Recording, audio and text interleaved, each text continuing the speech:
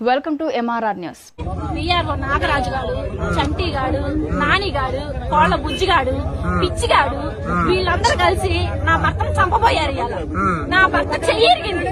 నా భర్త ఆల్రెడీ చెయ్యి ప్రూఫ్ కూడా కానొస్తుంది. వాడు మాతకి శాంతిగాడు కూడా వాడు ఇంత లేడు, భూమి పెట్టలేడు. వీళ్ళందరూ కలిసి వైసీపీ పార్టీ వాళ్ళు నా భర్త టీడీపీ నాయకుడైన మండల ప్రెసిడెంట్ అయినా గానీ వాళ్ళు కాపగాసి నా భర్తను కొట్టారు. ఆయన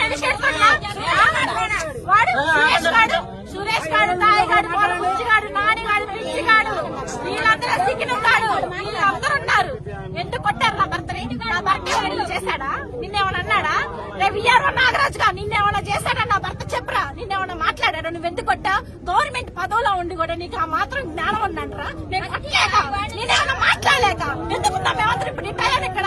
నువ్వు కొట్టడం వల్లేగా కేవలం. అది నా భర్తకే ఉన్నాయి. దేవుడు బాధ్యత.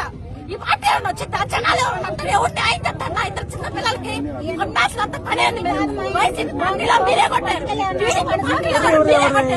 ఏం చేయడానికి మమ్మల్ని మేము కొట్టలేక మా చేతగా రాజకీయం మా చేతిలో లేదా? మేము పట్టించుకోలేక ఎందుకు మిమ్మల్ని వదిలిపెట్టింది? ప్రశాంతంగా అందరం ఉండాలి, కొట్టుకోకూడదు. మెల్లకుండా ప్రశాంతంగా అందరం కలిసి మెలిసి ఉండాలి. ఊళ్ళో నుంచి పోయిన వాళ్ళు వచ్చారు. మేమైనా కొట్టపోయారా? మీరు ఏమైనా జరిగితే పోయారా? ఎందుకు కొట్టారు? ఇప్పుడు మీరు నాకు న్యాయం కావాలి.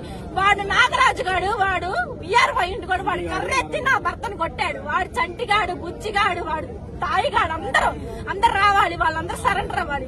వాడు విఆర్ఓ ఉద్యోగం మాత్రం పోవాల్సింది. వాడు ఎందుకు కొట్టాడు? ఇప్పుడు నా భర్త మేడ మీద కొయ్యబోయాడు. నా కొడుకు విక్రాడు కొడుకు చెయ్యి సంపబోయారు. వాడు ఇప్పుడు సాగు బతుకులో ఉన్నాడు. ఎవరిని బతికిస్తారు వాడిని? వాడు కత్తి పెట్టి సంపబోతే వాడు తప్పించుకొని వచ్చాడు.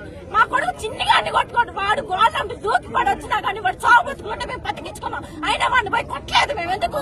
ఇంతమంది ఉన్నా కానీ